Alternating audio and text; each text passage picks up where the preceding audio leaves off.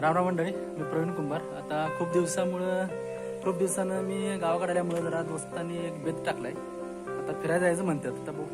तर बघूया नेमकं तर राऊतवाडीला जायचं का कनेरी म्हटलं. तर बघूया काय ठरतंय आणि ठरलं की तुम्हाला सांगतो. नमस्कार मंडळी, तर फायनली आपलं तुमचं ठरलेलं आहे की कनेरी म्हटलं जायचं.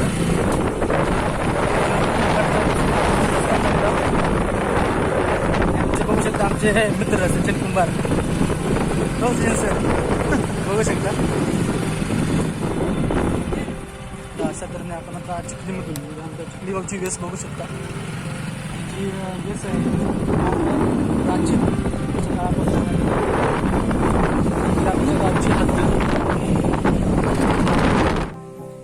तर आपण आता कनेरी मठावरती आलेलो आहोत. तर अत्यंत सुंदर असा हा परिसर आहे. वेगवेगळ्या प्रकारच्या पिवळाची शिल्प, त्यासोबत वेगवेगळ्या प्रकारचे डिझाईन या ठिकाणी आहे, पाहू शकता. तर अत्यंत सुंदर असा हा परिसर आहे आणि मला वाटतं कोल्हापूरपासून फक्त 15 किलोमीटर अंतरावरती हे कनेरी नावाचं गाव आहे. आणि कनेरी गावामध्ये हा जो मठ आहे तो मठ या ठिकाणी स्थापन केलेला आहे. तो तुम्ही पाहू शकता. आपण पाहू शकता या ठिकाणी ही कडक लक्ष्मीची ही प्रतिकृती या ठिकाणी साकारली आहे. अत्यंत सुंदर चेहऱ्यावरचे भाव देखील तुम्ही बघू शकता. अत्यंत जबरदस्त अशी ही मूर्ती आहे. तर अशा असंख्य अशा मूर्ती हे जे कनेरी मठ आहे या ठिकाणी आहे, त्या तुम्ही पाहू शकता. नमस्कार मित्रांनो, तर आपण आलेलो आहोत. या कनेरी मठाची ही गुहा आहे आणि या गुहेमध्ये त्यांनी वेगवेगळ्या प्रकारची जी शिल्पे आहेत, ज्या मूर्ती आहेत त्या त्यांनी तयार केल्या आहेत. अत्यंत सुंदर अशा ह्या मूर्त्या तुम्ही पाहू शकता. तर गुरुकुल पद्धतीमध्ये ज्या पद्धतीने कसे शिक्षण घेतलं जायचं, तर भारतीय संस्कृती या शिल्पांच्या माध्यमातून दाखवण्याचा प्रयत्न केला आहे. तर तुम्ही बघू शकता, हे आपले ऋषीमुनी आहेत आणि ऋषीमुनी काहीतरी ज्ञानार्जन करण्याचं काम करत आहेत, तुम्ही पाहू शकता.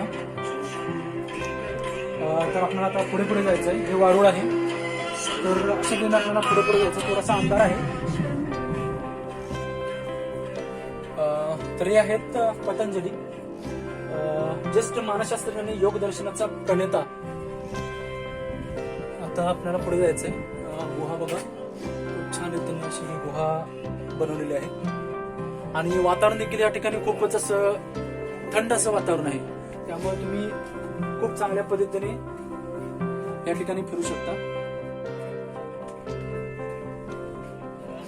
वेद व्यास ज्यांनी महाभारत लिहिलं असे हे वेद व्यास यांची अशी सुंदर अशी मूर्ती तुम्ही पाहू शकता. व्यास यांनी जीवनाचा जो पुरुषार्थ आहे, पुरुषार्थ समजून घेण्यासाठी त्यांनी 1,00,000 श्लोक रचले व ज्यांना महाभारताचे निर्माते आणि महाभारत लिहिले असे हे वेद व्यास.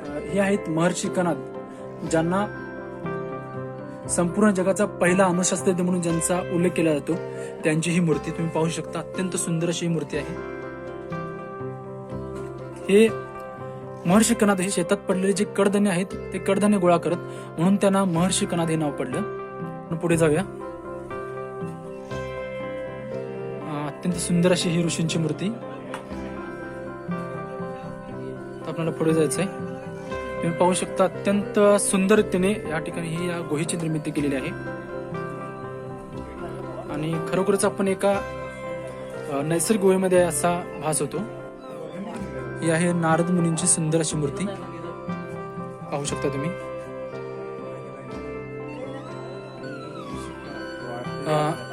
मित्र, हे आहेत भगीरथ ऋषी, ज्यांनी पहाडी खोदून गंगा नदीची दिशा बदलली व आर्य पर्वतावरती गंगा प्रवाहित केली.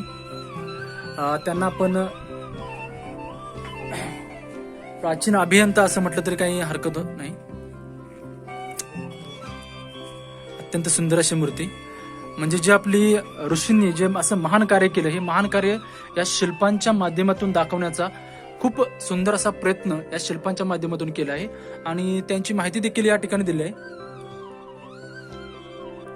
मित्र, हे आहेत विष्णू शर्मा. तर यांनी ज्या आपण लहानपणी ज्या पंचतंत्राच्या ज्या गोष्टी आहेत, या पंचतंत्राच्या गोष्टीचा उगम यांच्या मुखामधूनच झाला. पंचतंत्र या ज्या कथा आहेत त्या कथांचे उद्गाते म्हणून त्यांना ओळखलं जातं. विष्णू शर्मा. हे आहेत अक्षपाद गौतम ऋषी. अत्यंत सुंदर अशा या मूर्त्या आहेत, तुम्ही पाहू शकता.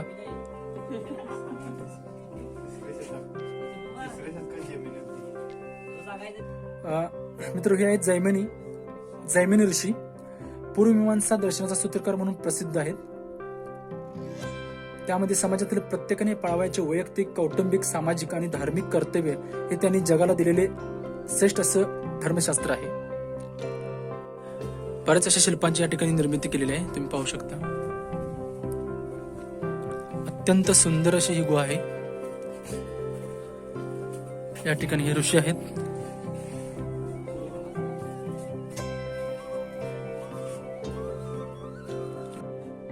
तर मित्र हो, हे आहेत वाल्मिकी ऋषी. वाल्मिकी ऋषी यांनी 24,000 श्लोकांचा रामायण हा ग्रंथ 7 खंडामध्ये लिहिला आणि शतकानुशतक कालखंड गेल्यानंतर या आर्ष महाकाव्याचा लोकमानसावरील प्रभाव अद्यापही कमी झालेला नाही. येथील प्रसंगात क्रौंच पक्षी वध व वाल्मिकी ऋषींनी पारध्याला दिलेला शाप व त्यातून रामायणाची निर्मिती दाखवण्यात आली आहे. तुम्ही पाहू शकता वाल्मिकी ऋषी. त्या ठिकाणी हा क्रौंच पक्ष आहे, या पक्षाचा वध केला आहे आणि याच्याबद्दल हा जो पारध्या आहे, या पारध्याला वाल्मिकी ऋषी यांनी शाप देतानाचा हा एक प्रसंग आहे.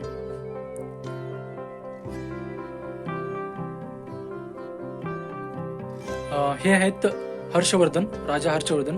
तर राजा हर्षवर्धन हे स्वतःच्या दानशूर वृत्तीमुळे खूपच प्रसिद्ध असे होते. त्यावेळेला ज्यावेळी त्यांच्याकडे दान करण्यासाठी काही राहिलं नाही, त्यावेळी त्यांनी स्वतःचा जो राहिलेला जो अंगावर परिधान केलेला जो कपडा आहे, तो कपडा देखील त्यांनी काय केला आहे, दान केलेला आहे. तर असं हे दानशूर इतिहासामधील एक थोर असं व्यक्तिमत्व. तर हे जे व्यक्तिमत्व आहे, हे व्यक्तिमत्व त्याच्या दानशूरतेमुळे खूप प्रसिद्ध आहे. तुम्ही पाहू शकता तोच प्रसंग आहे यामध्ये.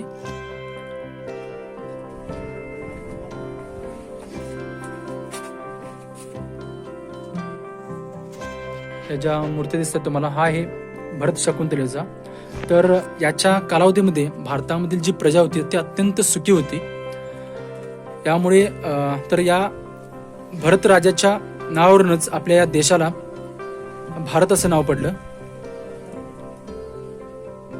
तुम्ही पाहू शकता अत्यंत सुंदर अशा या मूर्त्या आहेत आणि चेहऱ्यावरच जे हावभाव आहेत ते देखील तुम्ही पाहू शकता. तर हे आहेत भरतमुनी. भारतीय नाट्यशास्त्राचा कर्ता म्हणून त्यांना ओळखलं जातं. तसेच भरतनाट्यम या अभिजात नृत्याविष्काराला मूर्त स्वरूप त्यांनी दिलं. तर असे हे थोर ऋषी भरतमुनी. भरतमुनी यांनी भारतीय नृत्यकला, संगीत या विषयावर देखील खूप अभिनय या विषयावर देखील त्यांनी खूप असं संशोधन केलेलं आहे. हे आहेत पाणिनी ऋषी.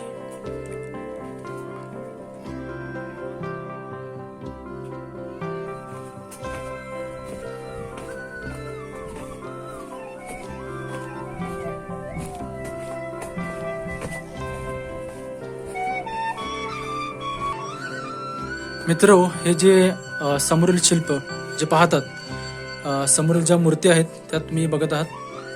तर हे आहेत एकलव्य, ज्यांनी ज्या वेळेला द्रोणाचार्य व त्यांचे शिष्य हे जंगलामध्ये भटकत असतात आणि भटकत असताना त्यांना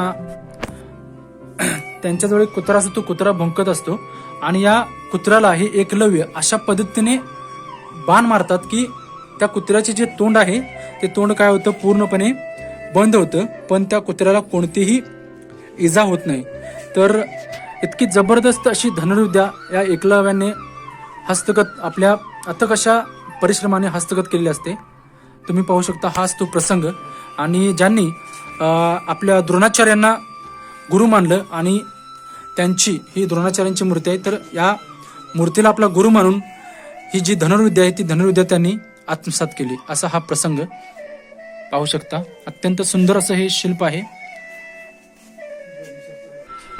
ज्यावेळी द्रोणाचार्यांनी देखील यांची जी धनुर्विद्या ती धनुर्विद्या पाहून आश्चर्यचकित झाले व द्रोणाचार्य यांनी गुरुदक्षिणा म्हणून त्यांना त्यांच्या उजव्या हाताचा अंगठा ज्यावेळी द्रोणाचार्य यांनी एकलव्याला आपल्या उजव्या हाताचा अंगठा गुरुदक्षिणा म्हणून देण्यास सांगितलं, त्यावेळी एकलव्य यांनी क्षणाचाही विलंब न लावता आपला उजव्या हाताचा अंगठा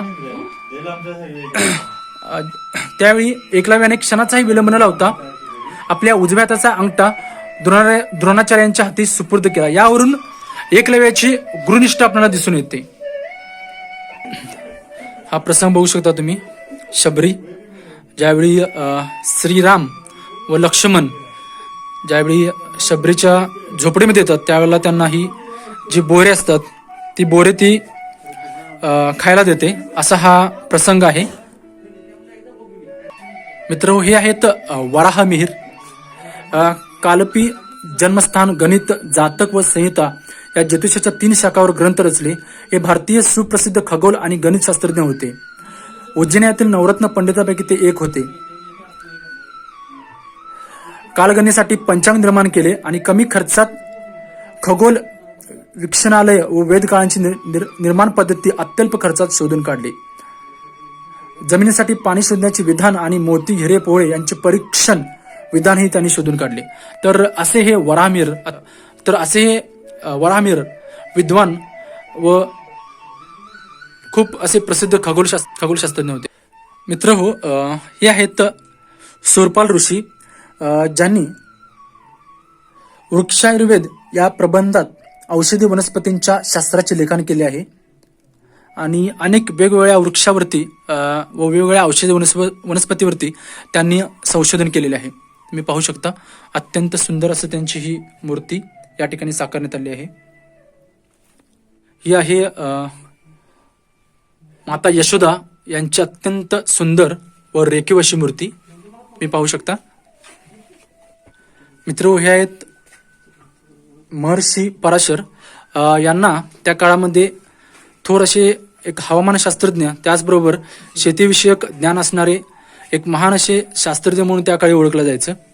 तर त्यांनी अनेक शेतीविषयक जे काही अंगभूत घटक आहेत त्या अंगभूत घटकावरती संशोधन केलं आहे. यामध्ये तर महर्षी पराशर यांनी ढग व त्याच्या जाती, पावसाचे अनुमान, शेतीची देखभाल, बैलांची सुरक्षितता, नांगर, धान्याची पेरणी, कापणी व संग्रह, शेणखत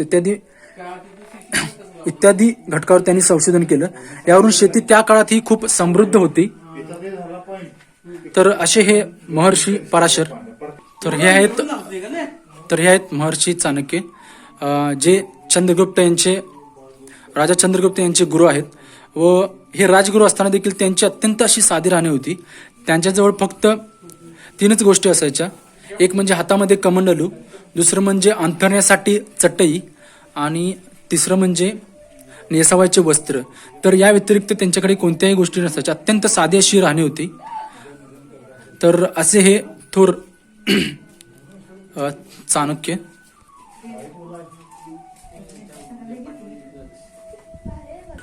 हे आहेत काश्यप ऋषी, ज्यांना हे स्त्री प्रसूती व बालरोग तज्ज्ञ म्हणून देखील त्यांना ओळखलं जातं. यांनी बालकाच्या हृदयाचे जे ठोके असतात ते पपईच्या पानाच्या देठातून व्यवस्थितपणे ऐकू येतात असे सांगितले. आणि तुम्ही पाहू शकता की बालकाच्या हृदयाचे जे ठोके आहेत ते ठोके हे जे काश्यप ऋषी आहेत, हे काश्यप ऋषी ऐकत आहेत.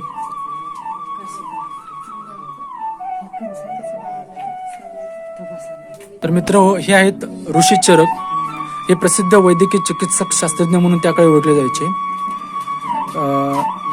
हा राजाचा एक राज्यवैद्य होता आणि आयुर्वेदीय वैद्य विज्ञान रूपी चरक संहिता त्यांनी लिहिली. त्यात आयुर्वेदाची उत्पत्ती, मूलतत्व, शरीररचना, शारीरिक क्रिया, व्याधी उत्पत्ती व त्याचे निदान, शमन, शोधनरूपी उपचारांची आणि अपत्य संबंधी विस्तृत माहिती त्यात दिली आहे.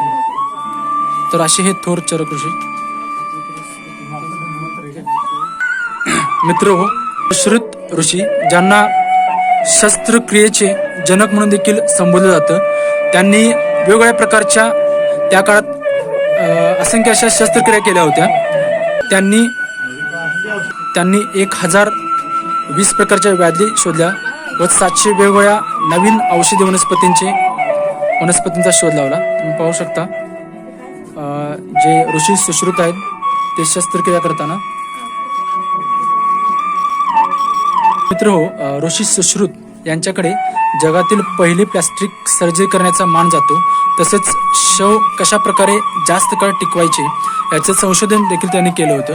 तर खरंच खूप महान असं कार्य या ऋषीने केलं आहे. तर ही आहे आपली भारतीय संस्कृती आणि आपण म्हणतो की आत्ताच्या काळामध्ये ही प्लॅस्टिक सर्जरी आहे, तर फार पूर्वीच आपल्या देशामध्ये या गोष्टींचा शोध लावलेला आहे. मित्र हे आहेत आर्यभट्ट. भारताचा जो पहिला उपग्रह आहे हा उपग्रह यांच्या नावानेच अवकाशामध्ये सोडला गेला. तर खूप असे प्रसिद्ध हे खगोलशास्त्रज्ञ व त्याचबरोबर ज्योतिषशास्त्रामध्ये देखील खूप पारंगत होते. तर या आर्यभट्टांना दशमान पद्धतीचे जनक देखील असं म्हटलं जातं. तर असे या थोर आर्यभट्टांचे जे संशोधन आहे संशोधन आज देखील आपण वापरतो. तर मित्र हे आहेत नागार्जुन, ज्यांनी अनेक वेगवेगळ्या पद्धतीचे जे धातू आहेत तर ते धातू पासून शुद्ध धातू कसे मिळवायचे याच्या पद्धतीचा शोध लावला. आणि हे जे नागार्जुन आहेत हे नालंदा विद्यापीठाचे कुलगुरू होते. आपण पाहू शकता त्या काळी देखील जे रसायनशास्त्र आहे ते रसायनशास्त्र किती प्रगत होतं. पण आपल्या सध्याच्या जो शैक्षणिक जो अभ्यासक्रम आहे अभ्यासक्रमामध्ये यांचा आपल्याला उल्लेख दिसत नाही. यावरून आपण समजू शकतो की जी पाश्चात्य शिक्षण पद्धती ही आपल्या शिक्षण क्षेत्रामध्ये किती रुजलेली आहे याचा आपल्याला प्रत्यय येतो. कारण आज तागायत आपण हे जे नागार्जुन आहेत या नागार्जुन यांचा नावाचा उल्लेख कधीच आपण ऐकलेला नाही. तर ही आहे उभय भारती, ज्यांनी आद्य गुरु शंकराचार्य यांचा वादविवाद या स्पर्धेमध्ये त्यांचा पराभव केला. आणि त्या काळी देखील स्त्रियांना अत्युच्च असं स्थान होतं हे या आपल्याला या शिल्पामधून दिसतं.